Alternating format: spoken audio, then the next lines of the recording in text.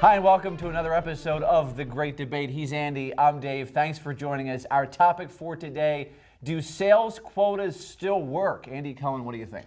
Absolutely, Dave. Of course they do. Why? Because salespeople need a measurement tool. They need to know exactly how they're doing. Salespeople simply are best when they know what their objectives are, when they have something to shoot for, and they have big goals, and they work towards them. If you don't give them quotas, if you don't give them objectives to shoot for, then they're going to be left to their own devices and not be motivated properly. You need to properly motivate, and quotas can help to do that. I know exactly what you're going to say as to why that won't happen, but take it away, Andy. They need something to shoot for. Okay, that's fine. Let me give you two words: Wells Fargo. What do you know about Wells Fargo and sales quotas? Yeah, they took it did not work. way too far, and it was a disaster. That's a management problem. Okay, it's a management problem, sure, but who sets the quotes? Management. Okay, right. Thank you very much. But that is a management problem. That is not a salesperson problem necessarily. If they're allowing people to create fake accounts to meet quota, then you have a systems and management problem and failure that is not, that you can't necessarily. But they're doing that. To any other salespeople are doing it because they have to hit numbers. Sure. Right? Like they just didn't dream up, well, I want to create some fake accounts today, so I'm just going to do it for giggles. No, they had to hit quotas. Now we could say they were unrealistic. Of course they were, right? Because they wouldn't do it. These salespeople wouldn't have done it if they weren't trying to hit impossible numbers. But you mean to tell me that Wells Fargo is really the only company out there that's setting really high, impossible to hit quotas? Of course not. No, but that's also not the worst and that thing creates in the world. Extreme stress for salespeople. High and goals as soon are as not that salespeople bad. get stressed, then it impacts everything that they have to do. Not just at their desk. Sure. And that's a problem for companies. It is not a cool thing or a good thing for a company to get their salespeople to the point of such extreme stress because they're setting quotas that are impossible. So and that happens. without some sort of clear quota system, how do you properly motivate salespeople? I can motivate people with a carrot of an incentive. I can motivate people. As you should be anyway. Okay, but does it have to be a quota number? Does it have to be a number, right? We're talking semantics here. What's the difference? Okay, well, let's say that I want to reward by effort.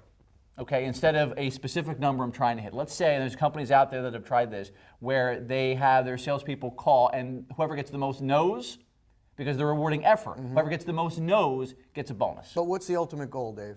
The You're ultimate trying goal to is to increase sales. Right. But so why do you have to do that with a hard number, though? But you can't. You mean to tell me that's the only way people get motivated? Because if No. you just reward effort, then you're not, unless you've done an extreme analysis to know that a certain amount of effort equals a certain amount of increased sales. If you've done that, then okay, more power to you. But you need to look at the numbers. Stanford did that. At some point. You need to look at the number, but not everybody's company is the same. Right. You need to look. But I'm saying there's data out there. Number metrics. If you don't have sales metrics and give people goals to shoot for as far as sales are concerned, then I don't think you're accurately going to get to your ultimate goal. Stanford ran a study with Fortune 500 companies, and they found that companies that do not have sales quotas make more money and their profits go up.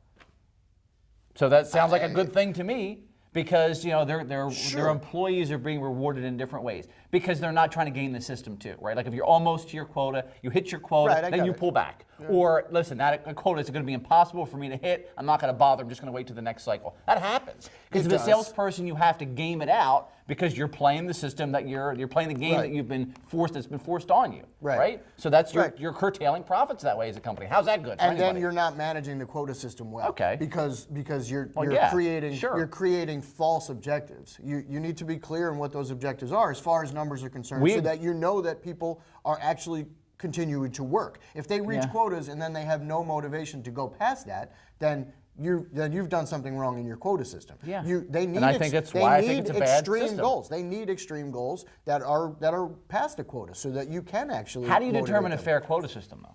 I'm saying we need to think differently. To figure out. You're saying we're going to keep this quota idea and try to do it better. How do we do it better? I don't know. You use data to do it better. Yeah. You analyze the data smartly so that you can know salesperson by salesperson exactly what they should be shooting for. Yeah. And then you look at it on a quarterly and annual basis. If you're not doing that, then you're gauging things that may not be the ultimate impact to the bottom line. I think companies need to realize that sales quotas don't always work.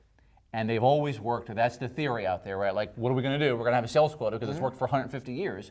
Well, I think that now companies are slowly realizing that that's not the be-all and end-all. And there are reasons why quotas really cause undue stress and put undue stress on employees, and that's not healthy for the bottom line, and it's not healthy for their employees. And if you want to be a good company, you have to be considerate toward what your salespeople are really feeling. You do, you but you can't just also- look at analytics. You do have to be considerate, of course, but you need to push people. People, especially salespeople, need to be pushed. Push them on incentives. Well, push them with carrots and but then incentives we're- without a then- number. Andy, then you have we're- to hit this number this We're cycle. basically saying the same thing. If you're saying push them with incentives, No, I'm saying. how's I'm that saying, really different I'm than a saying quota? let's not circle that number.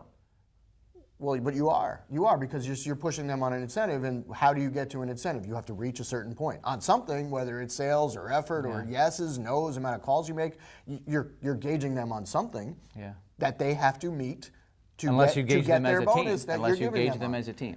Then the team has to do it. Like it's somewhat similar. We're a little bit in semantics as far as quotas and measurements are concerned, but you have to be pushing them on something. Like salespeople are good when they have objectives to shoot for. If you don't give them objectives to shoot for, then what are they doing? And the conundrum is they're also bad in that. They're good when they have something to shoot for. Understood. But if that's not a reasonable number, or if they're getting pushed month after month, then they're bad too. So that's not a good. If I'm a company owner or if I'm a manager, that's not a good answer for me. That's what I'm saying. Then maybe you need new salespeople. Maybe you need new managers or a new system. Andy says, sure, keep sales quotas around. I say there's got to be a better way out there. I think there is. Tell us what you think. Send us a tweet at ASI Central. For Andy, I'm Dave. Thanks as always for watching The Great Debate. We'll see you next time.